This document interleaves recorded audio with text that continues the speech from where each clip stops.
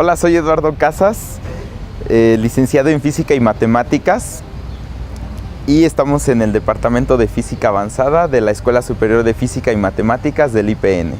A lo largo de la historia del ser humano, las matemáticas y la música han formado siempre parte de un lenguaje universal que se ha ido construyendo con los años de evolución. Entonces, dentro de la física del sonido hay muchas matemáticas involucradas. Es casi como si la música fuera una rama de las matemáticas. Nosotros necesitamos matemáticas para poder describir las armonías en cualquier tipo de instrumento. Los instrumentos como son las flautas, sobre todo instrumentos tan antiguos como flautas, como tambores, se diseñan de manera empírica.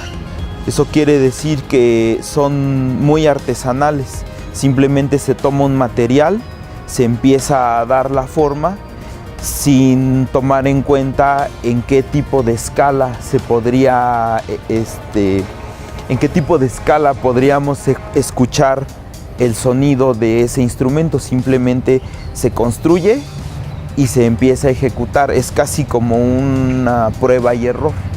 Ahí es donde los físicos tenemos una contribución importante, porque entonces lo que estamos haciendo como físicos es describir las armonías y describir cómo es la conformación o la configuración de la estructura del instrumento para que genere ese tipo de sonidos.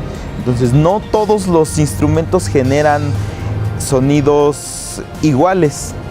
Cada instrumento tiene un timbre que es como la voz propia del instrumento, es como su huella digital. A menos de que los instrumentos sean como de orquesta sinfónica, ¿no? que prácticamente son elaborados con medidas específicas para que todos suenen exactamente igual. Los instrumentos tan antiguos no tienen esa parte.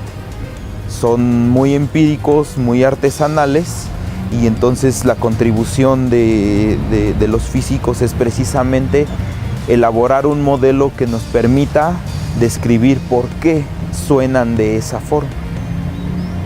En el 2016 se publicó el hallazgo en Eslovenia, donde ellos se asumen como la capital donde se inventó la música. ¿Por qué? Porque ahí se encontró una flauta que data de más de 44,000 años de antigüedad. ¿Qué es lo interesante de ese instrumento que se halló en ese lugar? Pues bueno, ese instrumento está en el umbral entre el Homo sapiens y el Homo neandertal. Entonces, nosotros tomamos esa flauta tan antigua que se encontró fragmentada, y como no puede ser ejecutada por algún músico y no puede ser replicada por las condiciones en las que se encontraba, nosotros tomamos la caracterización antropológica y empezamos a construir nuestro modelo matemático a partir de la ecuación diferencial de onda.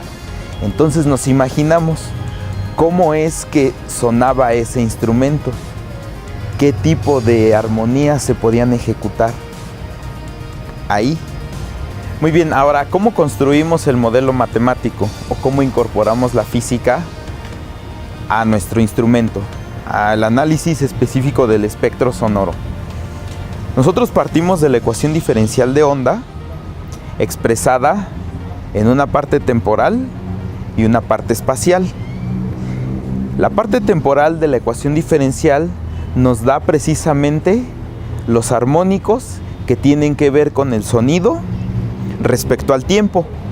Eso quiere decir que nos da el tiempo de ejecución de un sonido o de un tono en el instrumento que nosotros estamos analizando.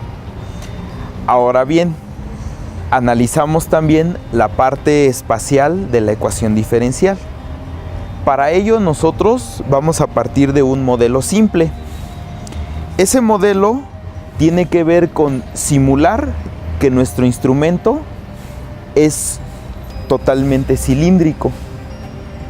¿Para qué? Bueno, a nosotros nos interesa construir un modelo para describir las armonías y las tonalidades en las que se ejecutaba el instrumento tan antiguo. Entonces, tenemos que partir siempre de un modelo simple para al ir incorporando condiciones, nosotros llegar a la descripción completa del espectro sonoro que nos interesa. Entonces nosotros simulamos que nuestra flauta es completamente cilíndrica y a partir de ahí y con esas condiciones nosotros empezamos a construir matemáticamente el espectro sonoro que nos va a generar al ejecutar la flauta de 44,000 años de antigüedad.